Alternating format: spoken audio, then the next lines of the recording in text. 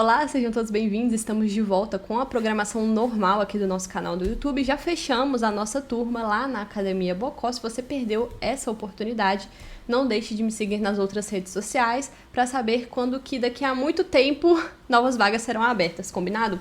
E essa semana nós finalmente vamos falar sobre o livro Sagração da Primavera, do Modrix Extens.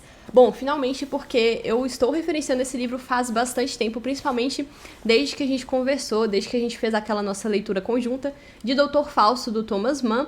Nas aulas que o José Monir Nasser deu sobre aquele livro, ele já recomendava a leitura de The Roots of Spring. E bem, naquela época a gente não tinha uma tradução para português. Essa edição aqui da editora Vide saiu bem recentemente, então finalmente a gente tem novamente esse livraço aqui no português. Então eu sugiro que você aproveite, porque realmente esse livro aqui vale muito a pena ser lido. E ele também é bem recomendado, bastante, o tempo inteiro recomendado, na verdade, pelo Flávio Morgenstern, lá do Senso em Comum. Sempre que o Morgenstern, ou seja, todas as vezes que o Morgenstern abre a boca, sempre que ele vai falar sobre a importância da Primeira Guerra Mundial para a formação da mente ocidental. E nesse livro, o Extens explora as formas que a arte influenciou na deflagração da guerra, as formas que a arte moderna, principalmente, influenciou no espírito alemão, no espírito francês e também no espírito inglês, para que a Primeira Guerra Mundial se tornasse essa guerra com o conceito de guerra total. Então, se você tem interesse sobre esse assunto, você está muito mais do que acostumado a pegar o seu café, o seu whisky, o seu vinho, ficar à vontade. Hoje eu tô tomando só uma aguinha mesmo e bora lá. Antes da gente falar sobre o título do livro, que é o Le Sacre du Printemps, esse balé russo financiado pelo Diaghilev, a gente precisa entender que o Extens nos transporta diretamente no prólogo para a cidade de Veneza. E a cidade de Veneza, nesse contexto, ela é bastante importante porque ela representa ali mais ou menos os rumos da Europa. Bom, o próprio Diaghilev gostava bastante da cidade de Veneza e o Diaghilev foi uma das inspirações que o Thomas Mann usou para construir o seu personagem, que é o Gustav Aschenbach, lá em Morte em Veneza, e nós já conversamos sobre esse livrinho problemático aqui no canal. Eu sugiro que você dê uma olhada aqui na resenha, eu vou deixar nos cards. Tanto o Gustav Aschenbach quanto o Diaghilev gostavam bastante do Hotel de Bain, na região do Lido, em Veneza, e o Diaghilev falece efetivamente em Veneza em 1929 e também é Veneza a cidade escolhida pelo compositor Wagner para passar os seus últimos dias. Bom, o Wagner você já deve ter ouvido falar sobre ele por causa da sua associação direta ao nazismo. Principalmente durante aquele episódio bizarro da política brasileira, quando o secretário de Cultura aqui do governo Bolsonaro, secretário de Ministro da Cultura, sei lá, ele fez uma propaganda nazista aqui no Brasil, inclusive tocando Wagner no fundo. Que momento bizarro, né, da história brasileira. Mas enfim, voltando aqui um pouquinho, também é esse grande compositor romântico que influencia diretamente grandes personalidades alemãs, que morre em Veneza. Então Veneza, nesse sentido, é assim, o símbolo do futuro da Europa, mas é uma cidade que está literalmente afundando no mar. Veneza, ali na virada do século XIX para o século XX, já tinha grandes problemas, por exemplo, com saneamento básico. Então era uma cidade que eventualmente fedia, veja bem. Então, assim, ela é bem representativa mesmo do futuro da Europa do século XX. Só que, bom, o Diaghilev, ele não escolhe Veneza para estreia da sua grande peça, que é o Le Sacre du Printemps. O Diaghilev, que é esse empresário russo, financiador da maior parte do balé russo, e o balé russo foi, assim, um frisson na Europa, mas a gente tem a estreia especificamente em Paris, do Le Sacre du Printemps, que é esse balé russo que foi coreografado pelo Nijinsky, veja bem, que era um amante do Diaghilev. O Diaghilev era abertamente homossexual, e quem compôs a música para o balé foi o Stravinsky. O balé já estreia no Théâtre des Champs-Élysées, que é um teatro que já era bastante criticado por causa da sua arquitetura modernista. Então a gente tem um balé moderno estreando em um teatro moderno ali em 1913, e a recepção do Le Sacre du Printemps não poderia ser melhor. Na verdade, ela era esperada pelos financiadores daquele balé, porque as pessoas ficaram literalmente em choque. Então todos os relatos de como foi a estreia são relatos bem confusos, porque assim, as pessoas vaiaram ou, enfim, acharam muito legal. Foi uma confusão tremenda essa estreia, porque exatamente era isso que eles queriam. Aqui, a arte já começa a se misturar. O que o artista faz com a recepção do público já começa a fazer parte da arte como um todo. Então, a arte deixa de ser ali aquela coisa construída para durar pela eternidade, para ser belo, e ela passa a ser mais aquela arte com capacidade de chocar.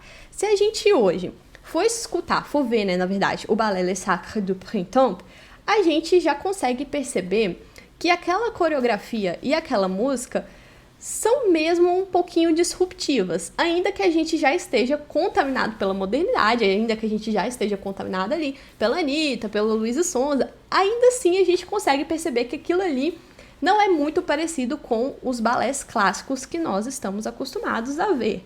Imagine na época, mas olha só, não é só a coreografia e não é só a música que são importantes para esse balé ser o marco aqui da fundação da modernidade na Europa. O próprio tema do balé é um tema, no mínimo, bizarro. Primeiro, a gente tem ali um balé 100% pagão.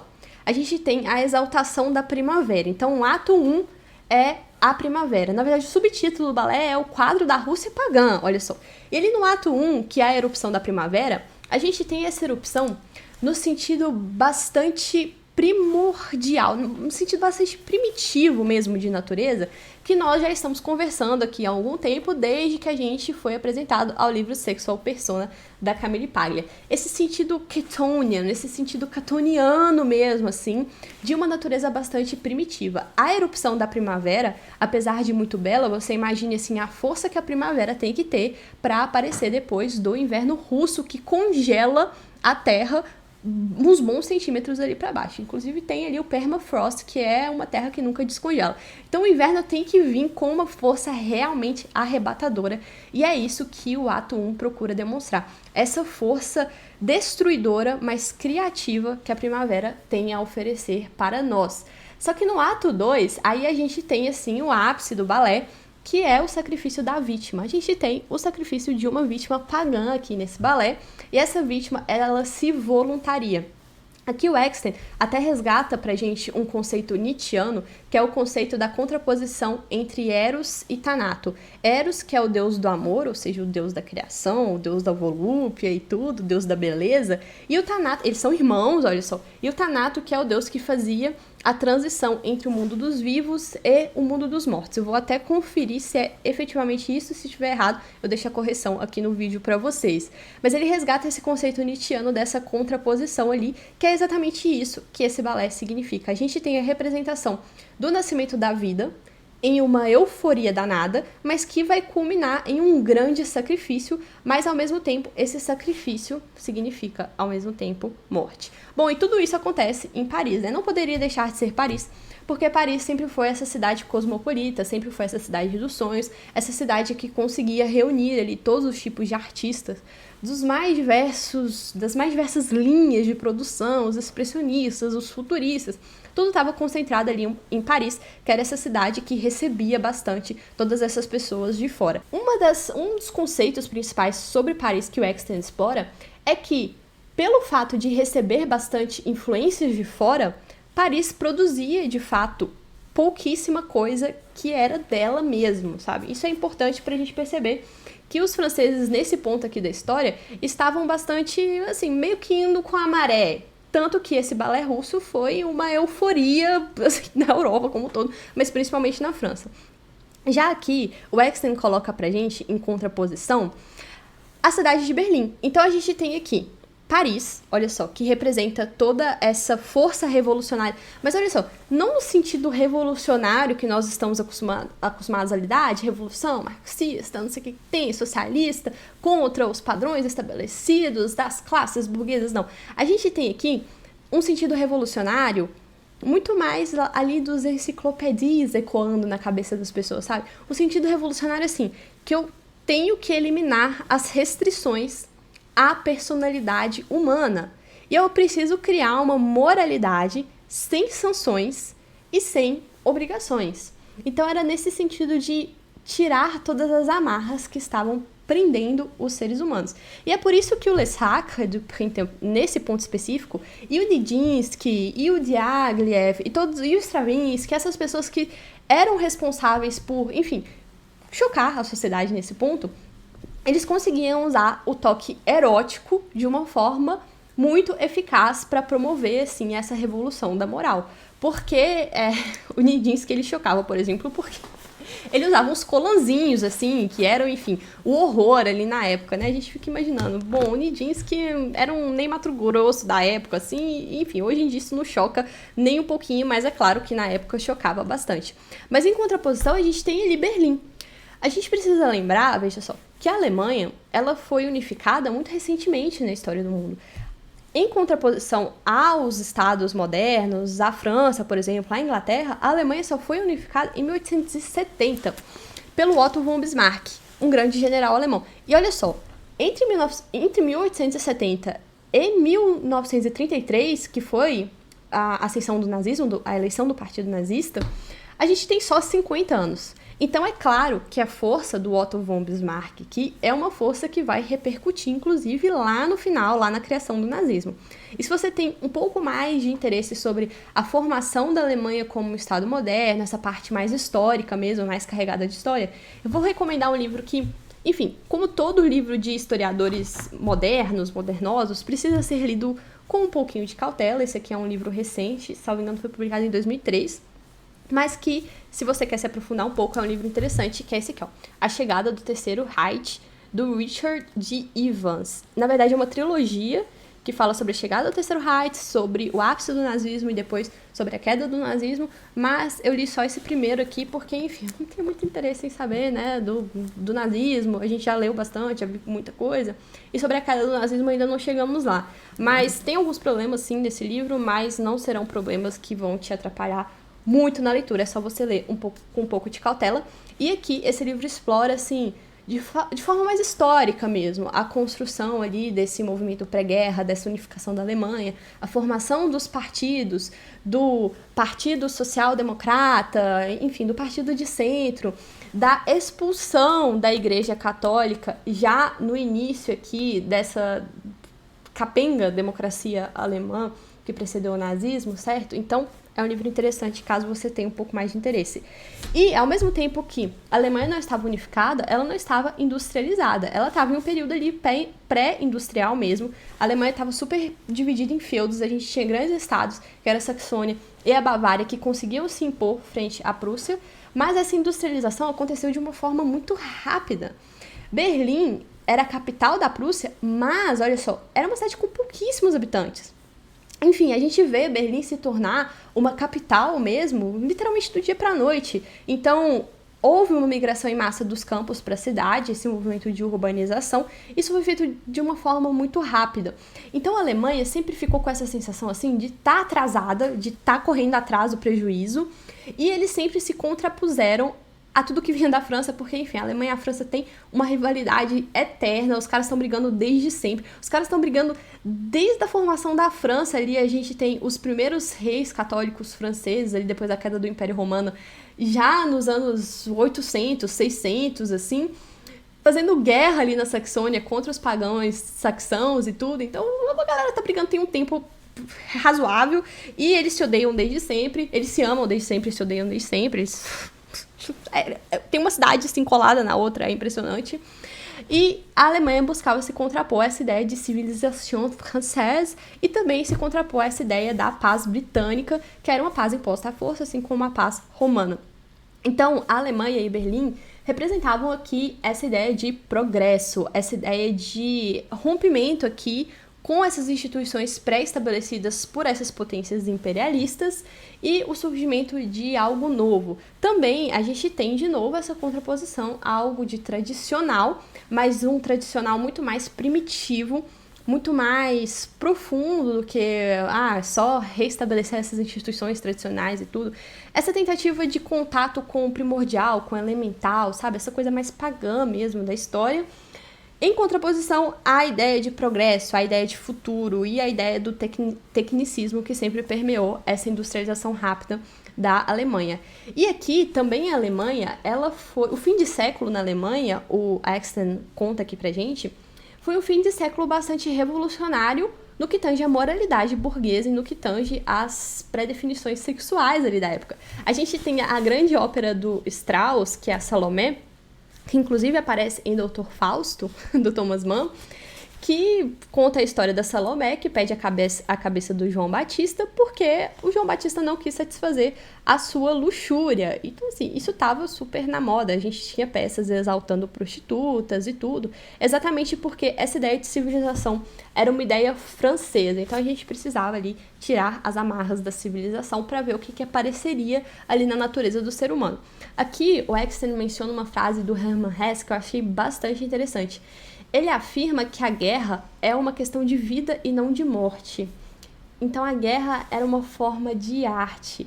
A Alemanha se lança na Primeira Guerra Mundial, então, com essa grande euforia. Quando a guerra foi declarada ali em agosto, que era o auge do verão, as pessoas foram pra rua, as pessoas foram comemorar que a guerra foi deflagrada. Uma sensação de alívio, assim, um suspiro de nossa, finalmente, a gente estava esperando por isso fazia muito tempo, agora a Alemanha vai soltar todas as amarras possíveis que a estavam prendendo aqui nesse lugar imposto por potências alheias. Enquanto a França, enfim, a França não teve muita escolha, né? Ela foi invadida e a Inglaterra entra na guerra com uma sensação de tipo, oh shit, here we go again, sabe? Que merda, vou lá impor a paz britânica de novo, porque, enfim, me enfiaram aqui nesse conflito, a galera não para de brigar e eu tenho que entrar nessa guerra aqui para reforçar as instituições pré-existentes, para reforçar a ideia de civilização britânica e para manter os valores tradicionais vigentes. A Inglaterra, ela nunca passou por uma revolução tão revolucionária quanto a França passou, principalmente por causa das forças religiosas que conseguiam manter ali o apego das massas a essa tradição inglesa. Isso a Gertrude Himmelfarb explora bastante nos Caminhos para o Modernismo, mas o Axton também chega a mencionar aqui as figuras, por exemplo, do John Wesley em manter a Inglaterra uma potência conservadora, muito entre aspas, tá? Esse conservador aqui, porque, enfim, a gente usa esses termos, mas é só para as coisas ficarem mais fácil. Então, quando explode a guerra explode inicialmente como uma guerra de movimento. A Alemanha pretendia dominar a Europa inteira muito rápido, ninguém achava que a guerra ia durar mais do que um ano, só que com os novos avanços tecnológicos de ambos os lados, a guerra estacionou naquelas trincheiras horríveis. Então o Axton aqui explora bastante o que é uma guerra total. O que é o conceito de uma guerra total? O quão horrível pode ser essa situação de guerra de trincheiras. Ele explora bem aqui no ato 2 da Sagração da Primavera, mas na minha humilde opinião, é claro que ele faz isso resgatando as cartas, as trocas de cartas de soldados de ambos os lados. Ele faz isso explorando um pouco o episódio da trégua do Natal que aconteceu logo no primeiro ano de guerra. Tem um episódio do Historia Magister que saiu, tipo, ontem, sobre a trégua de Natal, que eu recomendo que vocês vejam, que é um episódio super legal. Ele explora isso também, mas, na minha opinião, nada vai superar a forma que o livro Nada de Novo no Front, do Erich Maria Remarque, a forma com que esse livro consegue trazer pra gente a situação da Primeira Guerra Mundial, a situação do fronte e a sensação de falta de sentido que, à medida que a guerra ia caminhando, à medida que a guerra ia se arrastando, presa ali naqueles frontes ocidentais entrincheirados, as coisas passaram a entrar num nonsense absurdo. Não fazia sentido aquilo ali. Não fazia sentido eles continuarem lutando, sabe?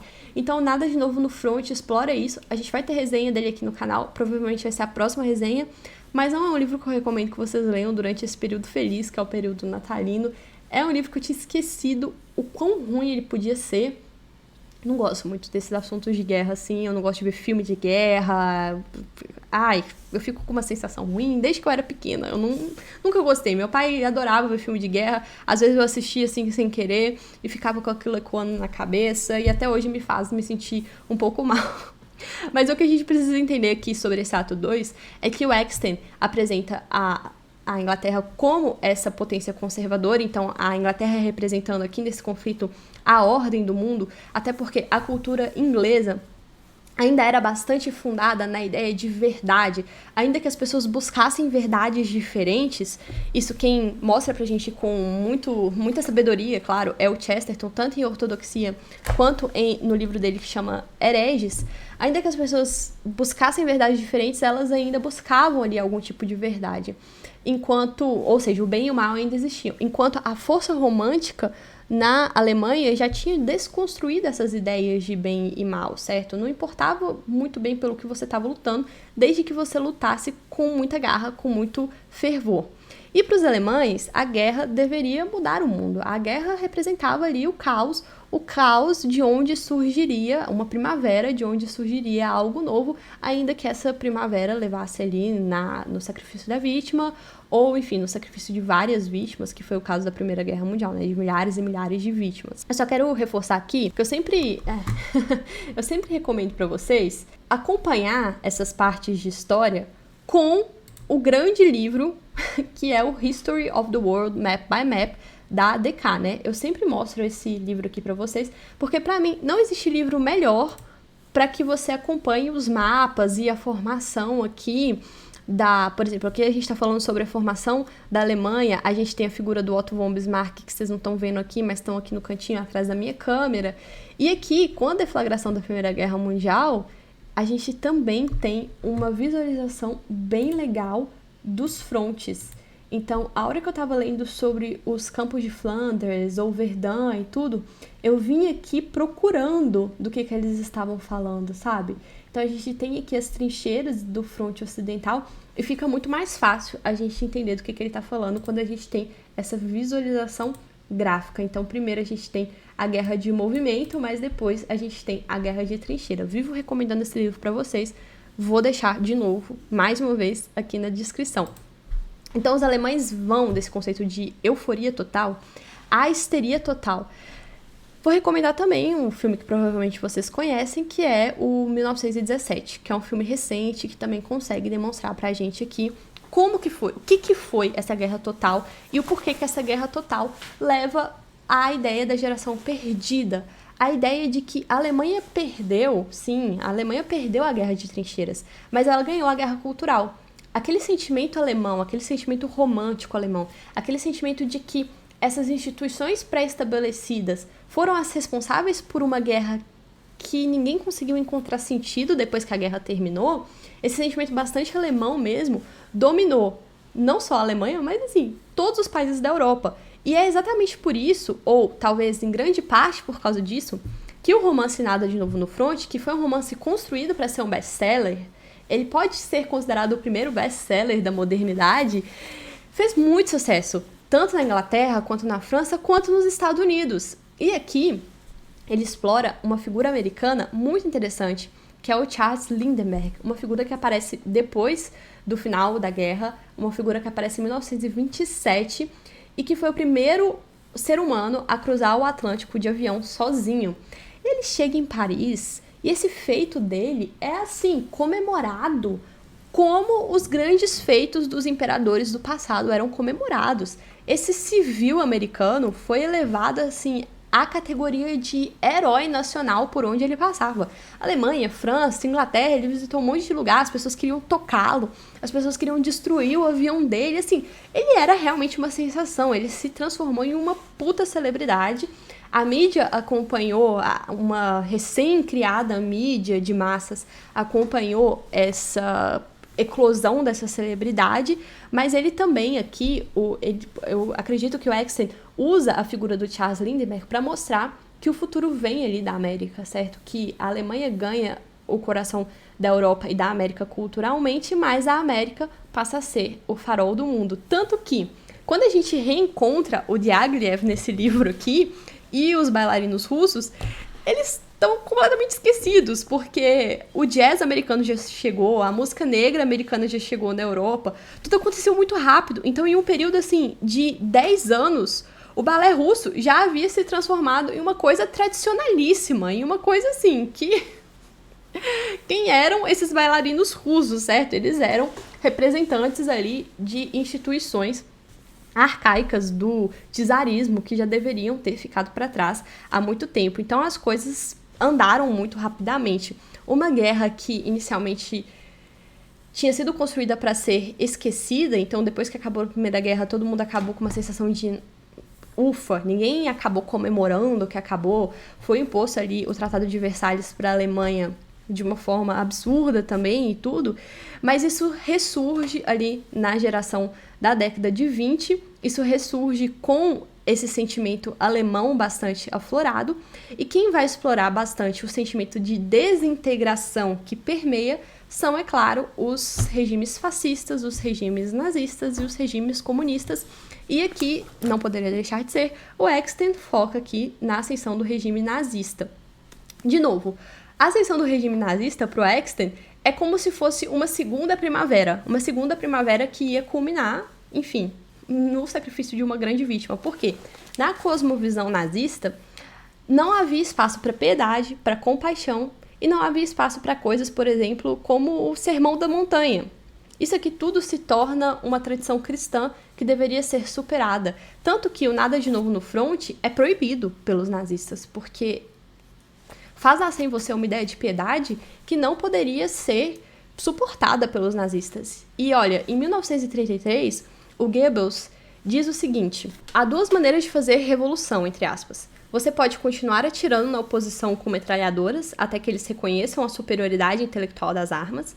Essa é a maneira mais simples. Ou seja, você pode fazer a revolução através das armas. Mas você também pode transformar a nação por meio de uma revolução mental e, assim, dobrar a oposição em vez de aniquilá-la. Nós, nacional-socialistas, adotamos a segunda via e pretendemos segui-la. Será que a gente já ouviu falar sobre revolução cultural em algum lugar? Não sei não, hein? Parece que eu já ouvi isso aqui em algum lugar.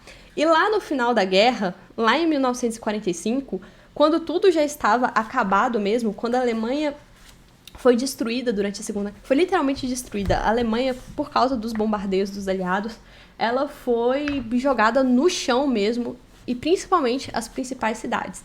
Então, sob os escombros de nossas cidades destruídas, escreveu Goebbels, em 1945, numa embriaguez sufocada que lembrava peças expressionistas dos anos 20 e, na verdade, seus próprios diários daquela década. Ele diz: as últimas supostas conquistas do burguês, século XIX, foram enterradas.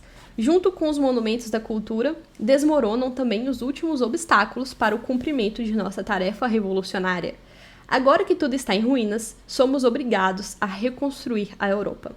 No passado, a propriedade privada nos prendia à restrição burguesa. Agora, as bombas, em vez de matar todos os europeus, apenas destruíram as paredes da prisão, que os mantinha cativos. Ao tentar destruir o futuro da Europa, o inimigo conseguiu destruir seu passado. E com isso, tudo que era velho e gasto se foi. Essas declarações, veja bem, se destinavam ao consumo público no rádio e na imprensa, mas em seu diário o tom era mais sombrio, mas a essência era a mesma. Em meados de março, ao saber de um ataque a Usbach, que destruiu o centro da cidade, ele comentou: assim, a última cidade ainda intacta da bela Alemanha se foi. Dizemos assim um adeus melancólico a um passado que nunca mais voltará. O mundo está vindo abaixo. Mas todos nós mantemos firme a fé de que um novo mundo surgirá das cinzas.